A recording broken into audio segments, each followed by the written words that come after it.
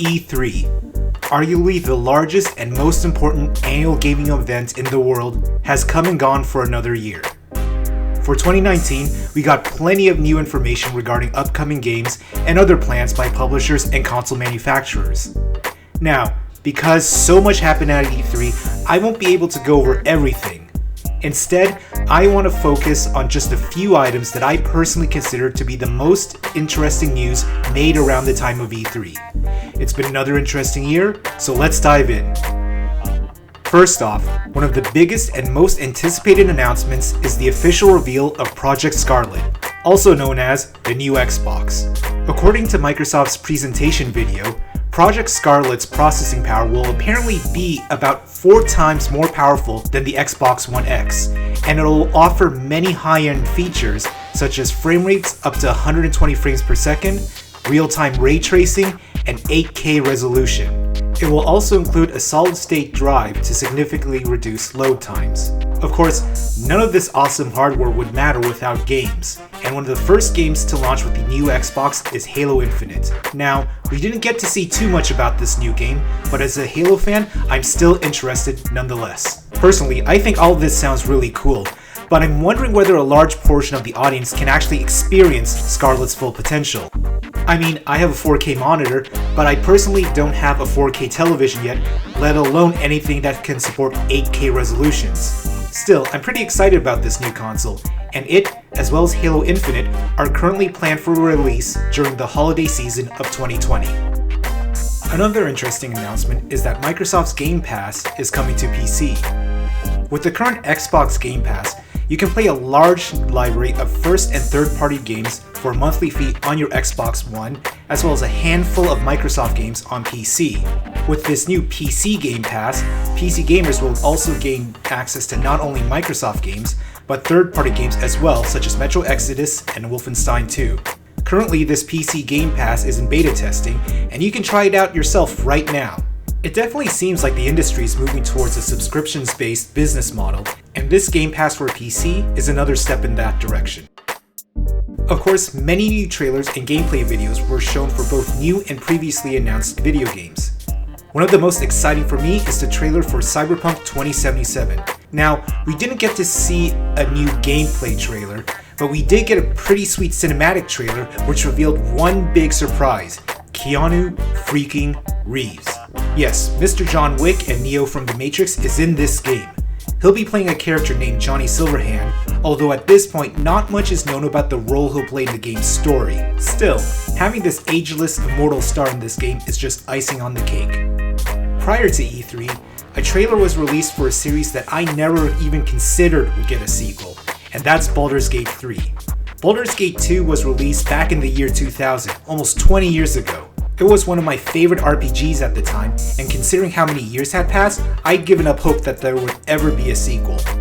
The game is being developed by Larian Studios, makers of the Divinity Original Sin series, and while no gameplay was shown, I'm still absolutely stoked nonetheless. It just goes to show sometimes that you have to hold on to hope. Another exciting game reveal is Elden Ring.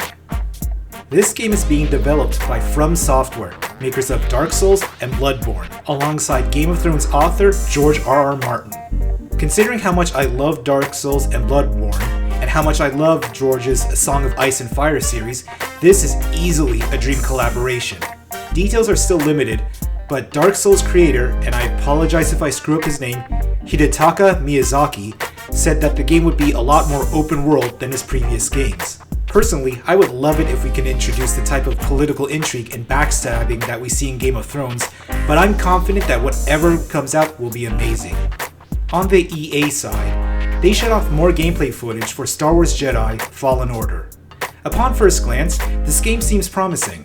We see hero Cal Kestis slicing through squads of stormtroopers with his trusty lightsaber. We also get to see various force powers used, with my favorite being slowing down a blaster fire bolt and putting an enemy in front of it. I really hope this game turns out well, so that EA can see that people still want more single-player Star Wars games and more single-player games in general. Ubisoft announced several upcoming games as well, including Rainbow Six Quarantine, which is a 3-player co-op game, and a new entry to the Watch Dogs series entitled Watch Dogs Legion. For me personally, the Ubisoft game that had me the most intrigued is Gods and Monsters. The trailer for the game was pretty short, but it gave me an Assassin's Creed mixed with Monster Hunter and Dauntless vibe. It looks pretty cool, and I hope it turns out to be great. Next, Square Enix showed off a bunch of games at E3, such as Outriders from People Can Fly, the makers of Gears of War Judgment and Bulletstorm, as well as a trailer for their new Avengers game, which looked cool, but I was a bit disappointed that it only showed off a little bit of gameplay to the public. However, the most exciting game being showed by Square Enix is, of course, the Final Fantasy VII Remake. Square showed off a lot more gameplay footage, and I am genuinely excited for this game. Seeing these characters remodeled with current generation graphics technology just brings a tear of joy to my eye. The only thing that's tempering my excitement a little bit is the fact that the game is going to be episodic, taking place across 2 Blu-ray discs, and the thing is that we don't know how long it'll be between episodes. Still, between this game and the Resident Evil 2 remake, I could definitely be up for more remakes of classic games. Honestly, my mind would explode if we ever got a Chrono Trigger remake from Square Enix. Last but certainly not least, Nintendo had its pre-recorded Nintendo Direct, which showed off a truckload of new games. These included a new Animal Crossing game, Luigi's Mansion 3, a beautiful looking Link's Awakening remake, and a surprise announcement of a Breath of the Wild sequel. However, there are 2 games that had me really excited.